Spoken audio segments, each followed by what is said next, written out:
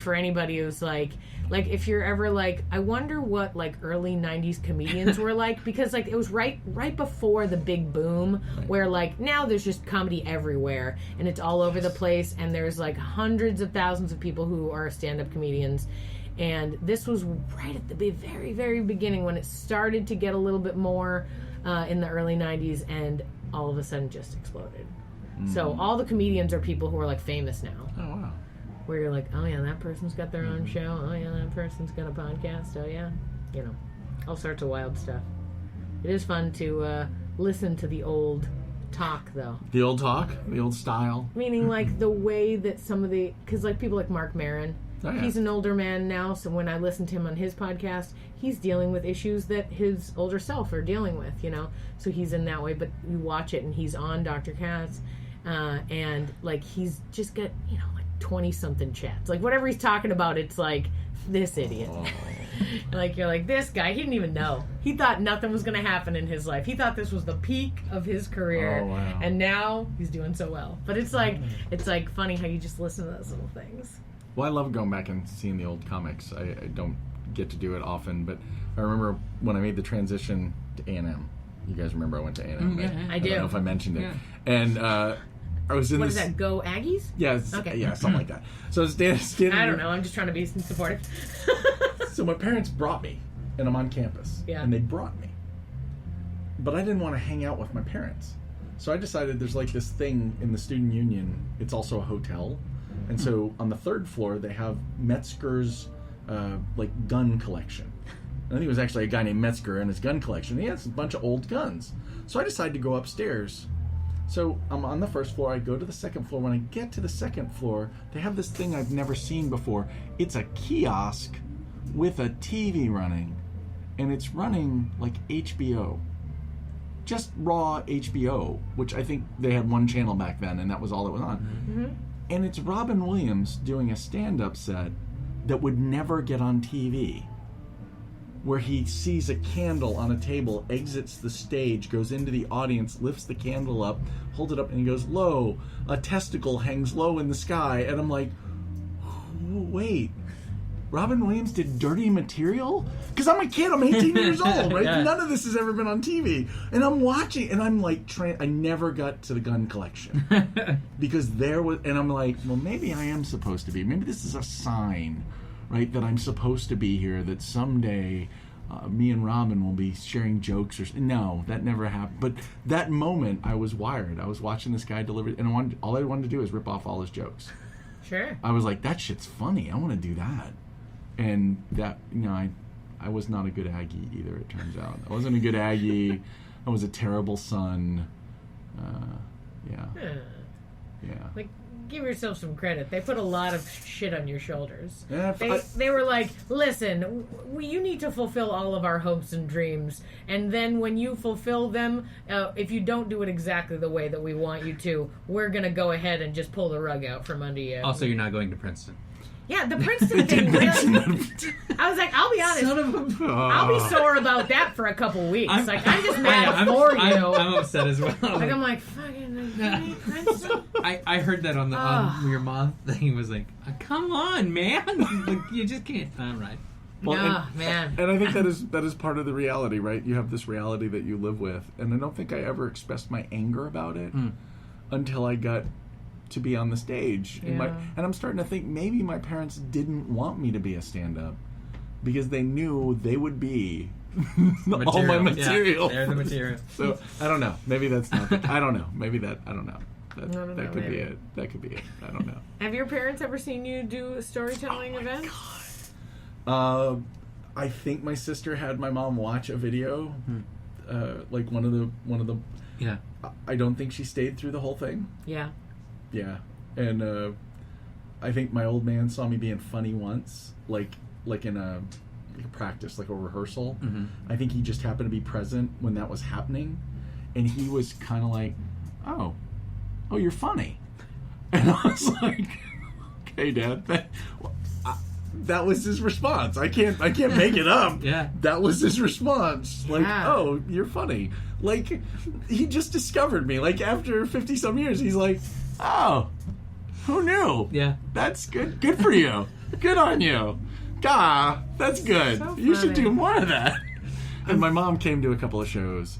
I think she came to the Black Vault, which was improvised H.P. Lovecraft, and that was her first introduction to me doing improv, which probably didn't make her think funny. And then after that, I think she was like, "Oh, I'm not watching that shit again." Oh man, It's horror, you know. How many people have come to experimental improv comedy of some sort and just been like turned off forever from whatever we're doing at that exact moment? Sure. Just like, oh, I saw improv once. It was, oof.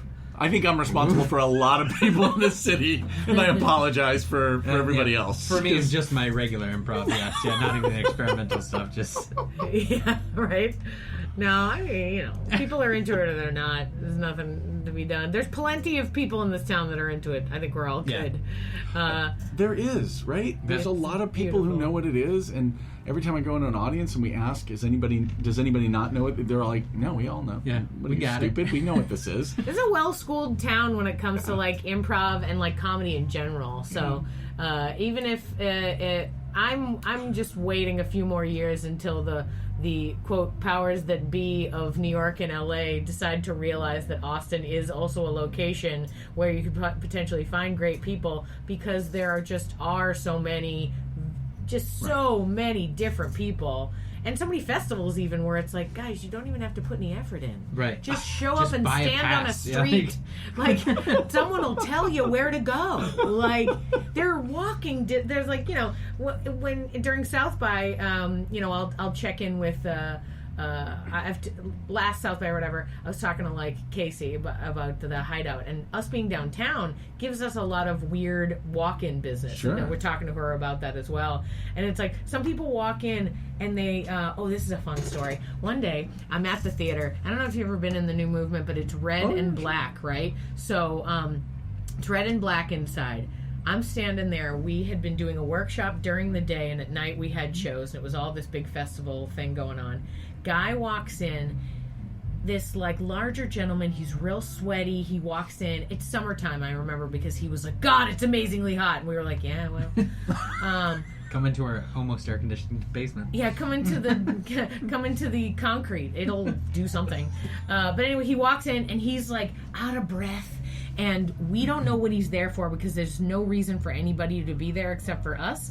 And he just really looks like he's going to pass out. So we give him a water and we give him a chair, and then we just sit next to him and wait until he says something. 911 punched in the phone. We're just waiting. Well, no, he wasn't dying, but he definitely needed something. And he was in the place where he thought he was going to get that thing, because he was like he acted like, oh, thank God I'm here. Right. It's my oasis. And then he gets the water. He's like, oh, drink the water. And then we're like, how can we help you, sir? And he goes, is this the Communist Party?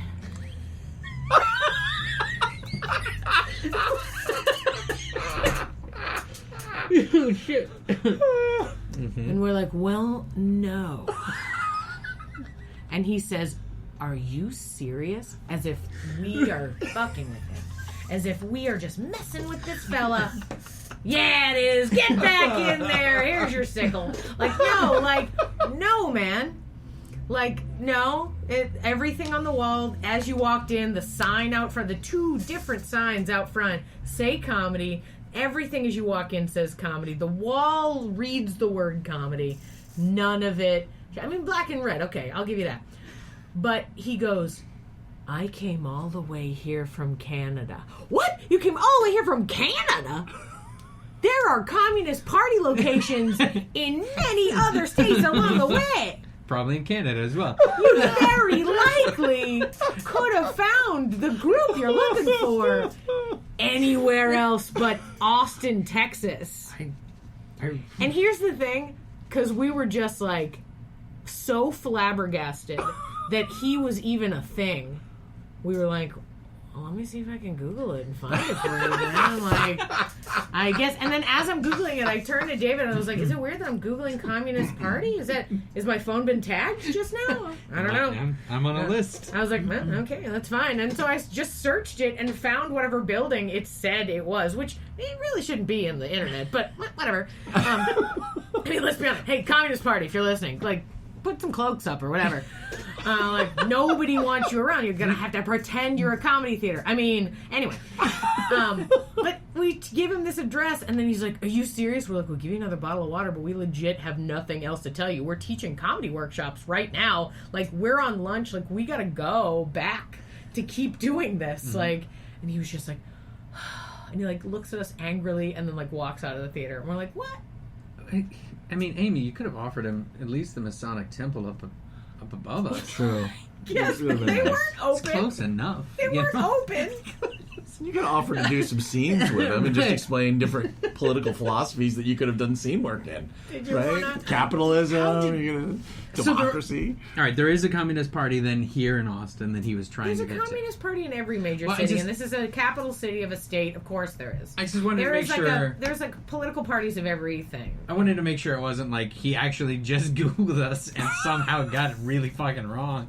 This is like, no, even there's the actually website doesn't look like it's... I mean, it is called The New Movement. I'll give you that. And there may have been some sort of weird experimental comedy that was going on that week when he looked. I'll give you that, all right? Virtual was... Miss Megaphone has a communist character. All right, true. yes. And let's be honest, when we first moved downtown, we had a sign up above the door that was a man holding a megaphone because we were like, oh, look, it's funny. But then after we saw it there for a little while and stared at it, I was like, does this feel like we're looking at propaganda from the Nazi? And they were like, yeah, I think it might be. And we were like, let's put something else up. That's weird. Yeah, because when I came, there was just a giant question mark. Oh, yeah, there's that. I went into the question the Mason building, forever, looked around, and then found the basement for the level 0, right? And I think I took a level 0 before the New Movement moved at Rosewood. At Rosewood, and that was really fun. Oh yeah, I had a really good time there. I remember that. I just remember that. Like, it's still etched in my brain because I'm like, this is really cool, and the guy was really chill, and everybody was like having a good time, and I learned scene painting. Yeah. I just remember, scene painting. Cool, this is cool. Let's do more of this. I think that's what it was when I did it too. Yeah. Was it scene painting? Cool. And whoever taught it never saw them again. Yeah. This person's like, come join, it'll be great. I'm gonna go to Canada now. Where they don't have I heard there's a new movement up there. He's now in the Communist Party, and it's the worst. He's sending people back to us and laughing. No, look, just go in. Right here, that's where you go. See, they show a picture of me, and I'm just like, I'm holding a microphone, but he's like photoshopped in some sort of other communist thing. I don't know what I would be holding. A sickle, yeah. Other than a hammer. I don't know, yeah. Sickle. I'm just like really excited holding those two things in front of a red background. I can see that. That'd be cool. It seems real. Yeah.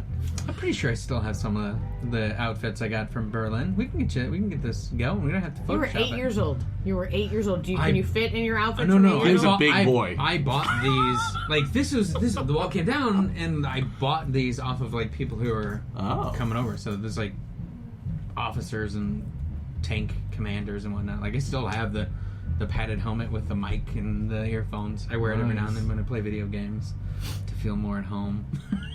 I'm in command of a tank. Yeah, you are. So these giant. That's great. That's awesome. Yeah, it's weird. I like the idea that you were like had the foresight of like, you know what, I'm going to be doing theater someday, and I need official costumes.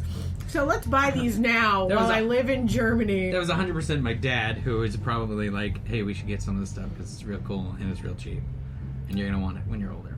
And he was the one who was like, listen, I'm a hoarder, you're a hoarder, let's buy all this stuff. No, my dad is the throwaway guy. My mom's a hoarder.